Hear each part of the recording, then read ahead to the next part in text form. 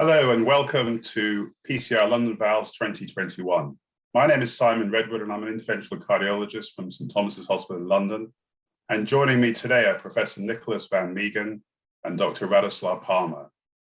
Today we're going to discuss the results of the latest 120 patient MANTA vascular closure registry and learn best practices comparing this study with a study conducted by Professor van Mieghem. We'll also spend some time on the importance of proper preparation of the vessel and any advice we can share for those who have not yet tried the MANTA closure device. So I'd like to start by asking Dr. Parma, what are the results from your center in Poland? The MANTA collagen-based closure device was introduced in Poland in 2018. It was introduced following the great support and experience of Professor van Mieghem, and it was mostly used in our center in Katowice and also 2 centers in Warsaw.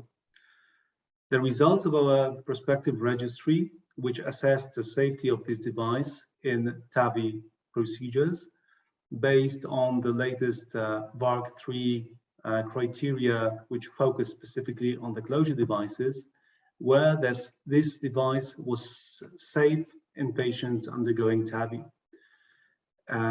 The vascular complication rate, which was specific to this device, was less than 2.5%, and it occurred in 3 patients in whom 1 experienced extravascular implantation of this collagen closure device, and 2 other experienced the closure of the common femoral artery, which was promptly restored with the balloon inflation of the femoral artery. So what we noticed was that this device was introduced among a large team. In our center, there are 6 TAVI operators, including 2 cardiac surgeons, and all of us learned how to close the femoral artery in TAVI procedures very quickly. And we are confident about using this device, and the learning curve was very quick. So what we just noticed is that we need to take special attention at the proper selection of the patients based on the classification of the artery and its diameter. And currently, this is the default closure device in our center for all TAVI procedures. Excellent, thank you.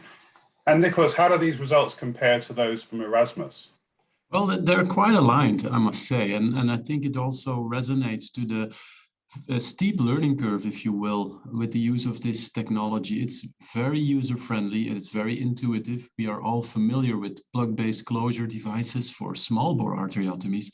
And basically the transition to large bore with MANTA is not that impressive. So I think our results, our initial results, basically are also the same in the way that we have less than 5% major vascular complications, and also reproducible among different operators. Excellent. And Nicolas, perhaps I could ask you first, comparing these 2 studies, what are the advantages and common wins of using a plug-based closure device as opposed to a suture-based device? Well, it's of course difficult to extrapolate from registries, so you would need head-to-head comparison, and luckily there is one randomized head-to-head comparison between MANTA versus 2 Perclose ProGlides that was published earlier this year. It's called the MESH trial. That was a randomized study conducted in Toulouse and in Rotterdam, where we randomized 210 patients 1-to-1. And basically there was no difference in the endpoint, in the primary endpoint of any vascular complication rate between the 2 strategies, although we did see differences in subtle differences. For instance, we had numerically 2 major vascular complications in the MANTA arm. There were no major vascular complications with sutures, that's one. But on the other hand, you needed more bailout maneuvers with suture-based closure.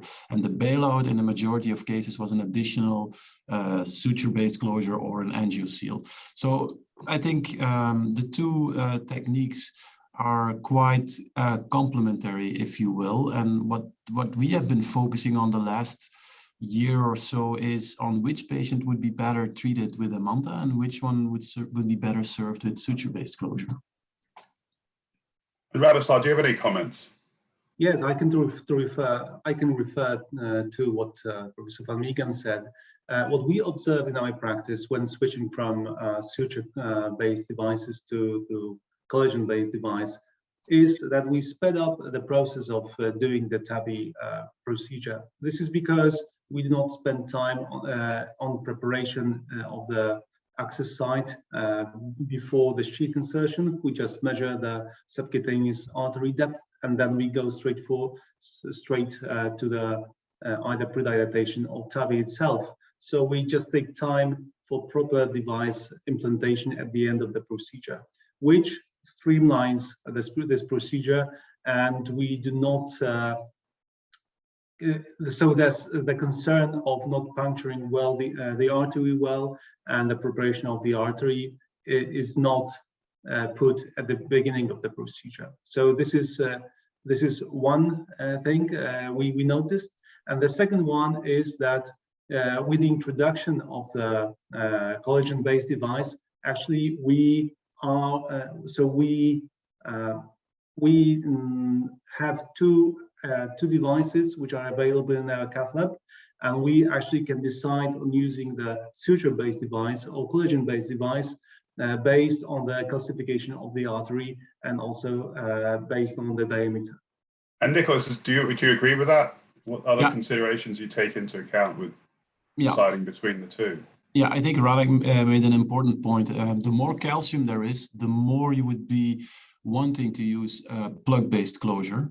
On the other hand, there is a flip side. If you have smaller vessels in obese patients, that would be a phenotype that would be better served with suture-based closure. So that would be like a raw separation between the two technologies. And an additional lesson learned from almost 1,000 MANTA cases now is that heparin should be neutralized with protamine when you use MANTA. I think in our practice that really made a difference, and we managed to reduce any vascular complication to less than 3%.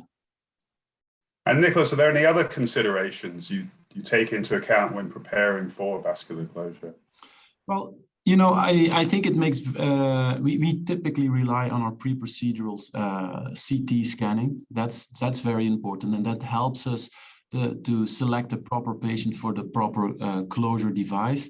There is as I mentioned, that there is the heparin, the neutralizing of the heparin, and also we also take into account whether the patient has DAPT, yes or no. We know from recent randomized studies that you should not use clopidogrel in combination with other antithrombotics like aspirin or oral anticoagulant drugs after a TAVI procedure, but sometimes we have to because there is concomitant PCI involved, and that might be an argument also to be a little bit more careful with a MANTA device. Great, thank you. And Radoslaw, do you have any other comments about? Yeah, so what we noticed is when talking in the heart team, when we select devices which are large bore, so the larger the sheath, the more the heart team is prone to use the collagen-based device. And this is because we're not so sure if that final suturing will be enough for just to get rid of the final bleeding and to secure the access site. In our experience, the outer diameter sheets of up to 25 French were secured safely. And also what we noticed in our registry from Poland, which was interesting, is that we did not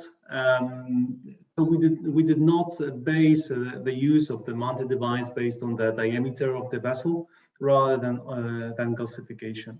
So we use the MANTA device successfully in smaller women and also large men without any problems. Great, thank you. And Nicolas, can I just ask you first, what advice would you have for colleagues that have not yet tried the MANTA vascular closure device? Yeah. Well, first, I think you should master ultrasound guided access, because you need to have an optimal puncture site. You should not be puncturing the lateral wall, and you should try to avoid entering at a calcified spot, because you can scan by ultrasound to find the most appropriate access site for your cannula. So I think that's and that's really a prerequisite for good access site management. And then also learn how to appreciate when a stiffer wire may help you. So if there is very tortuous anatomy, or if there is an obese patient in front of you, I feel a more stiffer wire, an stiffer 035 wire, very handy as we are using MANTA in those patients. What, like a Lunderquist or just no, that's done an amplet super stiff, or what we like very much is this 80 centimeter stiff Cook wire. It's very handy, so you don't have a 260 centimeter or 300 centimeter wire, so it's single operator controlled. That works very well in combination with the MANTA, an 80 centimeter stiff Cook wire. Radoslaw, any other comments about advising colleagues who have not yet tried MANTA? So first, what we noticed is after the experience of Professor van Mieghem, we introduced this device among our heart teams, and we noticed that we could implant this device very quickly and very safely. So my message is that the device is easy for operators to release and to secure the access site. The second one is that cardiac surgeons and both interventional cardiologists can use it, and with the good outcomes.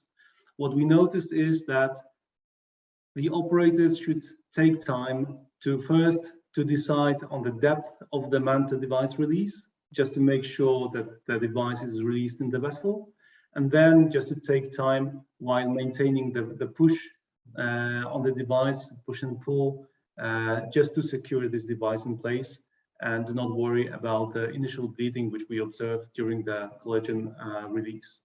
So also I agree that we should use the stiffer wire just to make sure that the sheath is inserted properly at the end of the procedure, and we can safely implant the collagen-based device. Excellent, thank you. So on behalf of Radoslaw, Parma, and Professor Nicolas van Mieghem, I'd like to thank you both for a very educational and informative discussion, and welcome again to EuroPCR London Valves 2021.